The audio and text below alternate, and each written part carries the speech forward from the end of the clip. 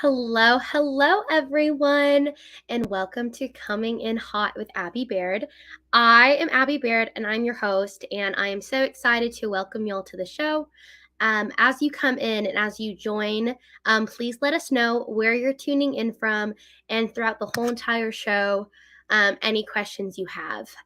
For those of you who this is your first time joining Coming in Hot with Abby Baird, our show is all about the next generation of supply chain, how we as the next generation can develop ourselves to be effective professionals with soft skills and hard skills, but also the way that this current generation and current industry professionals can also grow and develop in ways to change the industry and to pour into us as well. And so last month, we talked about the power of mentorship within your career, especially when you're young and at any point. And so that gave us the perfect segue to welcome my guest today, where we're going to be talking about reaching your next career steps and how to do that through coaching and through developing those soft and professional skills and ways you can do that intentionally. And so, like I said, as y'all come in, please let us know where you're from, what questions you have. But it is my privilege to welcome our guest for the show, Philip Auinger. So welcome to the show, Philip. How are you? Thank you. It's so awesome to be here. Thanks for the invitation, Abby. Of course. I'm delighted to have you. But before we get started, you're going to do a better job than me. So let the audience know. I'll introduce yourself. You have a really interesting story that I think the audience will hopefully resonate with. So introduce yourself. What's your story? What are you about? Sure. I have one big passion, and that's supporting people in their growth. So I realized that when I was a team leader, especially, that if you can help other people make progress in their life and their career, that's such a rewarding feeling. I mean, just talking about it and getting goosebumps. So this is really something that's deeply rooted in me. And I focus on young supply chain people, so really in the first years of their career, because that's where I feel you can make the biggest impact. Later on, if you're in your 40s, 50s, you might not really change anymore. But if you do kind of coaching or trainings, whatever, early on, that's when you really make a difference. That's where it plays in that I have the whole teaching aspect in my DNA. I come from a family of teachers, so I do this with a lot of joy, a lot of passion. And also, if you want to know about my professional background, I actually studied supply chain management. And one of the roughly 50% actually learned the trade, and then worked in it, and worked for 8 years in various major companies. Just thinking which industries was in: steel, oil, aviation, electronics, dairy, and industrial adhesive. So quite a mix there. And I was always in supply chain positions. So this is really something that I focus on because I experienced it hands-on.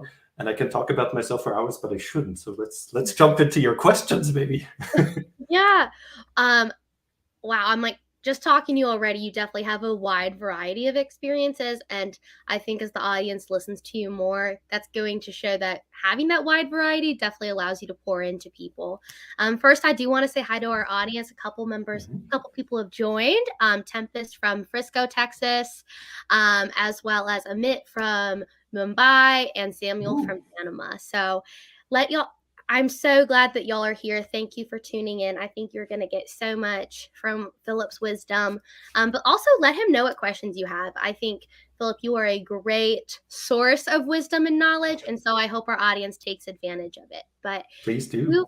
So you are all about coaching the next generation of supply chain. Well, I really want to know kind of what that looks like. I also do have a question with the supply chain industry still constantly evolving and just recently really growing. How have you been able to find those students to pour into? How did you get that young professional passion when until recently there honestly wasn't a huge pool of us? Mm-hmm. Well, if I think back to my days when I studied from, let me think, 2004 to 2009. Mm-hmm. Back then, supply chain was exotic. Nobody studied it. There were maybe Yeah. 2 schools in Europe, and I went to one of them. But nowadays, I just did the research. There's over 100 universities in Europe alone offering supply chain studies. And this is growing, growing, growing. So there's definitely not, I don't need to worry about finding people because every year there's more people who go into the business. Yeah. And just think about how mainstream, really media mainstream supply chain became in the last few years. If you Yeah. think about container crisis or the problem that we had with the vessel stuck in the channel, for example, I mean, these are the kind of things that people realize then, oh, now I know what supply chain is about. Logistics sounds Yeah. interesting. And then they go study it. So definitely there's a big demand for supply chainers at the moment. And I Yeah. think it's going to stay this way. I definitely agree. There is a huge demand. And I love what you said kind of about the media popularization of it, because you're on the perfect show for that. We here at Let's Talk Supply Chain, and through the work that I know I personally do on TikTok and our whole team, we are really, I talked about it on a previous show, the memification of supply chain, which is definitely increasing popularity. And so, as it increases popularity, there becomes a greater need for coaching and for mentorship, where it brings in your role. And so, I have a lot of questions about what that looks like, the benefits of it, the value, in your opinion. And so, starting out, kind of the need for it. What are some skills that young supply chain students or young supply chain professionals like myself need to succeed, but they often are lacking those skills coming out of university? Mm-hmm. Now, what I see very often in discussions is that students already are filled with theoretical knowledge. So you can do an ABC analysis and you can analyze data. That's not what's missing. And then people come and ask, okay, is there another certification that I should take? Should I take an APIX? And I always say, no, you're filled with theory. But what most people lack is the soft skills that go with it. Because if you're only good with numbers, that will only get you so far in your career. You also have to be good with people. And the key is, and this is the successful people that you see in supply chain jobs, are the one that balance these two, that don't only focus on one, but they get a nice balance here. Because whenever you're dealing with supply chain issues, you're dealing with humans. And you can talk about AI and machine learning and Internet of Things and so on. Yes, that will definitely make things a bit more digital, but there's still people. So whenever there's an issue, for example, a sales rep is yelling at you, and trust me, that happens more often than you'd like, then it doesn't help you that you're good at analyzing numbers, because that's a situation you'll face from time to time, but then you need to be good with the interpersonal skills for sure. And that's what's unfortunately not taught at university. Unfortunately for the students, good for me, because that's what I focus on. So that's business for me. So good for me if it's not taught at university. Yeah. How do you when a student comes to you, how are you able to identify the differences between soft and hard skills, and how would you Mhm. train those soft skills differently than a hard skill? Mhm. Now, hard skills for me are always focused around numbers, about tools, processes, and so on. So very much about numbers, facts, data, and so on. And the soft skills for me is always when you're dealing with human beings. And that's where very often you'll notice, like in a job interview, I do mock interview sessions from time to time, for example, and then I would ask a question and get a completely different answer. Yeah. And depending on how direct they want their feedback, I will tell them that was a wonderful answer, but you didn't listen to the question. You talked about something else. And that's just one of the key things to be a good listener, for example, and to, not only rely on data and say, okay, the data proves it. I have the facts here, so let's go this way. But before doing that, maybe also talking to other departments and listening and figuring out what would happen if we did this? What would happen if we, I don't know, had a new warehouse provider or switched to direct shipments instead of going through a warehouse, whatever it is. And then when you listen to it, you'll realize, oops, there are quite a few things that maybe I didn't consider beforehand. And then you can rework the project and make sure that afterwards it suits not only your own needs. And that all boils down to listening. Yeah.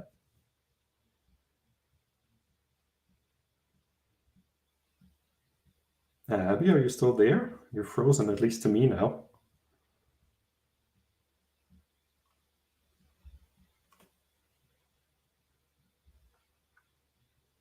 Okay, I don't know if it's the same for everyone, but Abby is frozen, so I'm not sure if I'm interrupting now. Hey, Philip, I'll jump in. Yeah. Okay. Looks like Abby's screen is frozen. For those of you who don't know, my name's AJ Jaden. I kind of run the behind the scenes of Let's Talk Supply Chain. So Philip, you and I can keep talking more about supply chain. And I know we talked a little bit beforehand.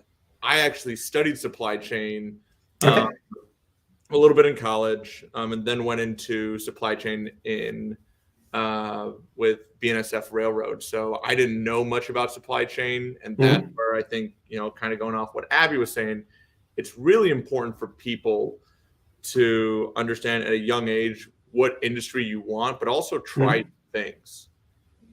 And that's where, so for new people that, are just graduating, what would you give them insights to the supply chain industry? What does that path look like in your opinion? Yeah. It's extremely diverse. So there's not one ideal path that I recommend to everybody. I think what you realize doing your studies already is, do you tend more into, let's say, transport logistics? Are you more into supply planning? Are you into project management? So you kind of already discover what you would like to do. And then it's really all about focusing on precisely that and trying to get a job in that specific field and gathering your experience. That's where you start. You start on the ground floor. And I always feel as long as the company you're working in is providing you with a nice atmosphere, stick around for a while. I know many people think, "Ooh, the grass is greener somewhere else, that I could earn more somewhere else." But stick around for a while. Try to understand really how one company functions. And then you might actually have the opportunity to grow there and to get a team leader position there. And that opens all sorts of doors. Then you can go to basically any company and apply for a team leader role in supply chain. Or you can just as well say, okay, I'm making a horizontal shift and I go from demand planning to supply planning. And then I go to logistics and then I go to purchasing, whatever it is. So it's so diverse. And that's the wonderful thing. It never gets boring because there are so many different fields. And even if you switch industry, there's going to be a new set of challenges you have in that industry. So it definitely never gets boring. Going back to your point of like when starting in, like there's planning, there's transportation, kind of walk me through the top 3 areas that you see new people should get involved in. I think Abby's back. Let's see. Wait for Abby to be back. Let's see. I think she's still having issues. Okay, well. Yeah. Well, let's not wait for her. Okay. But yeah, tell me the top 3 areas of logistics and kind of explain what they mean. Yeah. Now, I would always start with a real hands-on operative kind of job, because some people think they'll go straight into consulting. You need to know the business before you can consult other people, because they already have lots of experience. And if you come fresh out of college and give advice to other people how to run their supply chain, you might not be perceived or welcomed in a very nice way, to be honest. That's why I always feel start from the bottom. And it's operative roles. I mean, for myself, I did internships that was really hands-on kind of, I helped with a stock count. I counted screws at the time of my life, of course, doing that. And then obviously supply planning is a very nice way to start, or maybe production scheduling. So that's where you really plan in which order, in which sequence do you produce things. Supply planning is then more about where do you keep the stock, how much safety stock do you keep, for example, when do you replenish. I love demand planning. I mean, that's where I spent many, many years. And that's where you plan how much are we going to sell in the future. And that's where you always figure out or try to figure out, is the forecast from sales really accurate, or do you need to kind of double check that? These are basically the ones that I enjoyed very much. But as I said before, this is very, very individual. And welcome back, Abby. Hey, Abby. Thank you. Thanks. Just a brief intermission. So we were just talking about the top 3 job positions or most interesting ways to start into a supply chain career. So I just mentioned operative logistics, supply planning, scheduling, demand planning. So these are the ones that you can start with at the ground floor. And then after you did these, you can go into things like project management, team lead, and so on. And then obviously also consulting, if that's what you're curious about. Yeah. That's intriguing. Thanks, AJ, for hopping in. You are always ready. I'll go back to the green room. I'll jump on if you need me again. You never know. You never know these days. Supply chain issues, right? Supply chain. Oh, I know. Supply chain issues everywhere. We understand. Gotta love them. Well, fortunately, Jennifer just asked a really great question, and one that is really applicable to me as I just graduated college. Yeah. last Saturday. So if a person has no experience, especially right out of college, what can they put on their resume, or how can they get experience? And Okay. I was like, kind of to expand off Jennifer's questions with my own. Oh yes, Tempest. Thank you, AJ, for stepping in. A round of applause. Yes.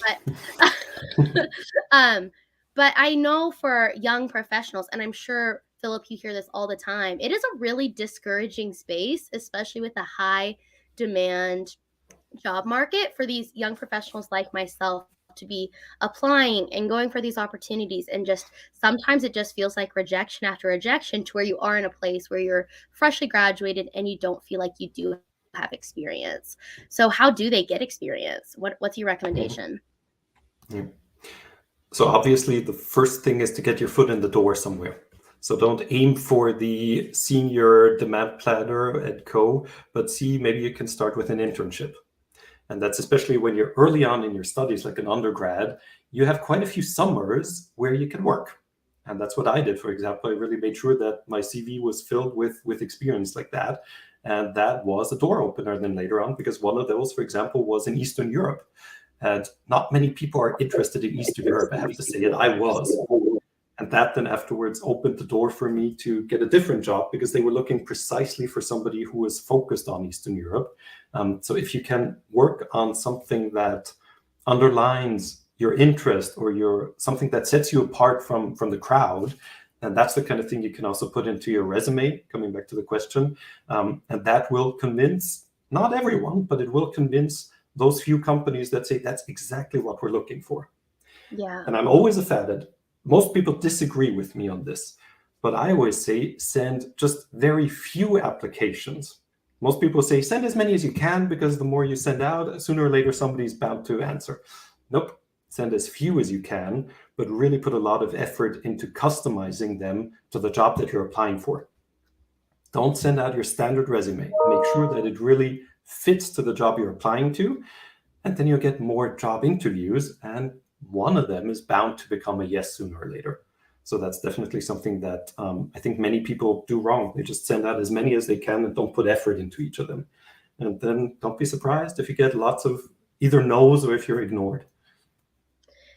Yeah, I mean, I think especially someone who has been in the application process and just finished that, those details really matter. And I know I was, I mean, taking your courses and engaging with your material really focuses on those detail moments of being able to really make small changes in how young professionals present themselves that will provide them a kind of a competitive advantage. And kind of with my experience, I want to just add to your question to answer Jennifer's question, is that I know when I was in school and I didn't have any experience and I was looking for experience, it can be discouraging because sometimes you need experience to gain an opportunity. And so my first experiences were not super supply chain based. They were more marketing based, or maybe like, or sales based. And so I kind of got some breadth and depth of different industries.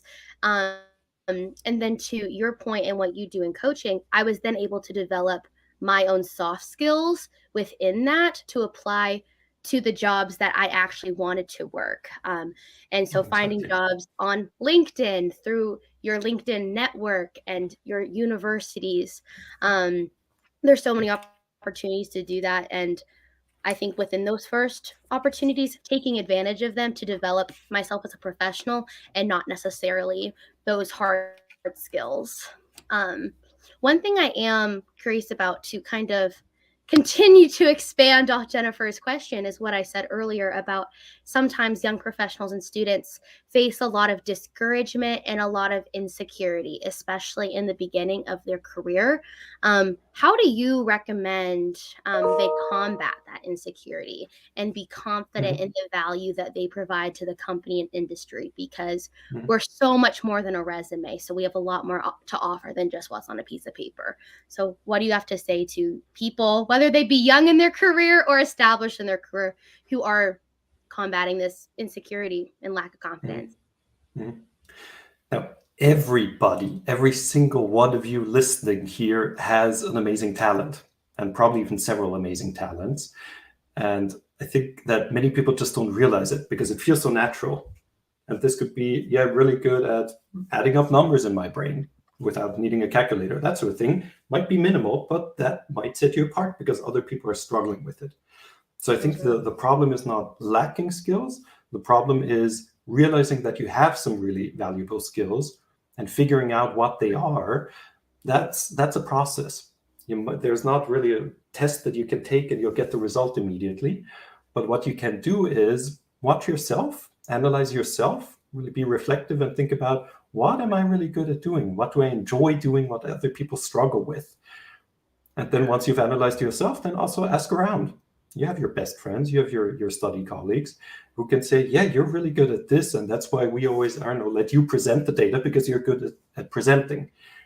And once you realize and once you hear that you're actually very good at some things, then also the insecurities go away. Because you're not going to be an expert on everything. Neither am I. There are some things that I'm not great at. So what? But let's focus on the strengths, because strengthening strengths is a lot more effective than trying to weaken your weaknesses. Just think Arnaud Monet, the painter. Yeah, of course, he could also have focused on getting better at math or being a better soccer player. But it's good that he focused on painting and got better at painting because that made him famous. And I think that's maybe a bit exaggerated to say that we're all Monets, but we do all have talents that we can build on. Yeah. I think we're all Monets in some capacity. Not to hype everyone up, I guess so. But I'm a huge proponent of we all have the power in some way to make our dreams possible. And to your point, strengthening those strengths. And I think in doing that, I love the way you talked about ways you can kind of identify those strengths.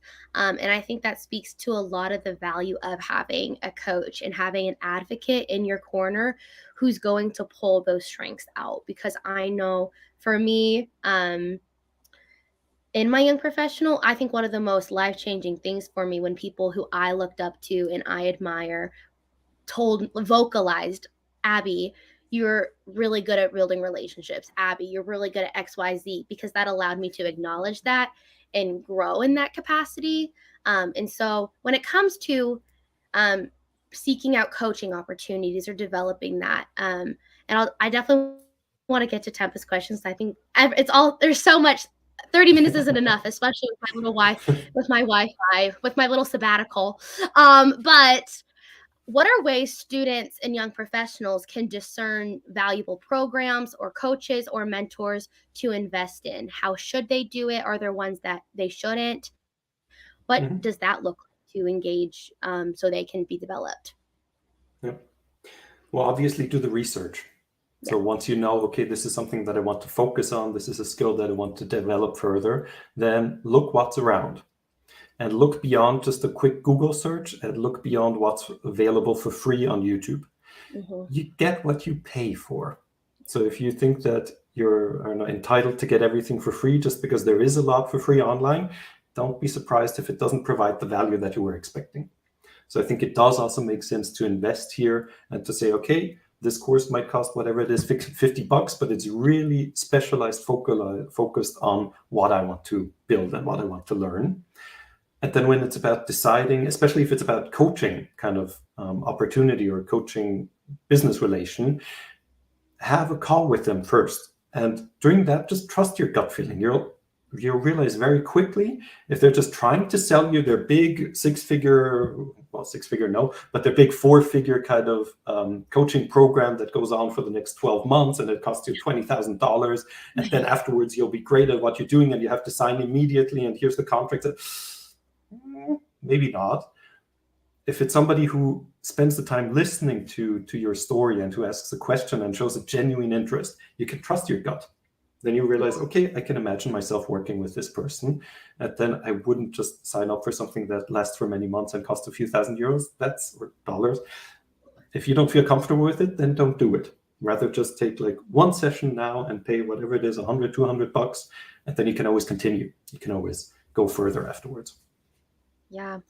I love that answer because I think no matter where you're at in your career, in your life, your intuition and your gut will guide you in the right path. I think there's definitely the opportunity to challenge yourselves and step in, um, even when things are scary or anxious. But definitely trusting your gut and your intuition is super important. I think Yvonne answered some really great questions regarding um, hard skills versus soft skills. So thank you for that. But before we head out, I want to know, what are you doing right now? Do you have any fun projects you're up to? Anything Oh, super yes, I exciting? do. I was like, give us the skill, give us the inside skill. Yeah, I'm super psyched. I mean, this is a very new project that I've been pushing in front of myself due to COVID, and now I can finally do it. The supply chain summer school. So I want to bring a bunch of international students to Vienna, to Austria, in the heart of Europe, and go through exactly what we just spoke about, the soft skills that you need in a supply chain career. And this is things like role plays about dealing with the sales rep or presenting with confidence. There's going to be inputs from an opera singer, for example, about how to use your voice. I mean, this is really experts providing really cool value, and it's focused on supply chain people. And you just see there's an amazing networking opportunity then obviously also. And there is a case study where you work together with your colleagues and then you present it to a company. And there, of course, you could also bring them your CV and see if there's any job opportunities. Really exciting. It's still kind of in the planning phase, so I can't even share the exact details yet. But if anybody's interested, I think you're showing it now on the screen as well. There's a link where you can leave your email address. And if you'd like to know more, then I'd be glad to send you an email to explain. And we'll be opening the registration pretty soon. And I think we're going to have some early bird offer coming up. So if anybody's interested, it would be great to have you there. It's a pioneer project, so obviously this is still very exciting for me as well. And I think you'll have the time of your life here. I mean, these summer school kind of things are always really cool experiences, and mixing fun with learnings. I think that's the way to do it. That's edutainment at its best. Yes. Well, this idea is incredible. I love it. I hope our audience, if you are interested in getting involved or you are around young professionals who you think would be interested, please let them know. Philip, what's your like ideal target audience for people who would want to be who would want to attend this summer school? Yep. So this is really active students. So I'm thinking rather undergrad, so people in their bachelor degrees who do not really have too much work experience so far. So that's absolutely fine. You don't need to have internships or whatever. But this should be still fairly early on in your career, and not people who already have experience, because then you already made the experiences. And this is really to connect students who are open and willing and have the time and also want to spend 2 weeks in Vienna and say, okay, let's make something awesome out of this summer. Yeah. I think that just sounds so exciting. Part of me wishes I could turn back on a little bit and attend this, because I was like, I think Yvonne said earlier in the comments, she's like, I love supply chain. Me too. I love supply chain. And so obviously we're all in good company. But I mean, I just love your passion for wanting to pour into the next generation of supply chain and young professionals. I think it's really cool to see the transition in the industry from people falling into supply chain or just happening upon it, to people really intentionally pursuing a career in supply chain. And I think a reason that we've been able to experience a lot of industry growth is because of people like you who want to make a difference in the lives of people like me, who are fresh into our career, who, whilst we do have a lot of hard skills and a lot of technical skills to develop, we still have soft skills. I feel like we need a new name for soft skills, because I think they're essential. I don't necessarily know if soft is the right word, but I think for young professionals like me who need both of those skills and to have people intentionally make that time to do it, I think what you're doing is amazing. And I'm so appreciative of you coming onto our show and sharing it with our audience. And to our audience, Y'all have been spectacular today. Thank you to Philip, AJ, and y'all for dealing with my technology problems, but also having a passion and a curiosity to learn. And so I appreciate y'all being here. And Philip, it's been a joy. I really appreciate you coming on the show and sharing Absolutely. your And next time experience. we need more time. I'd love I to answer know. more questions. I know. Let's take 1 hour next time. More We than happy to definitely join again. We definitely do. You'll have to come back. You'll have to come back for a part 2. Awesome. For sure. Well, thank you, everyone. Make sure to tune in next week. And it has been an absolute joy. Enjoy the rest of your day.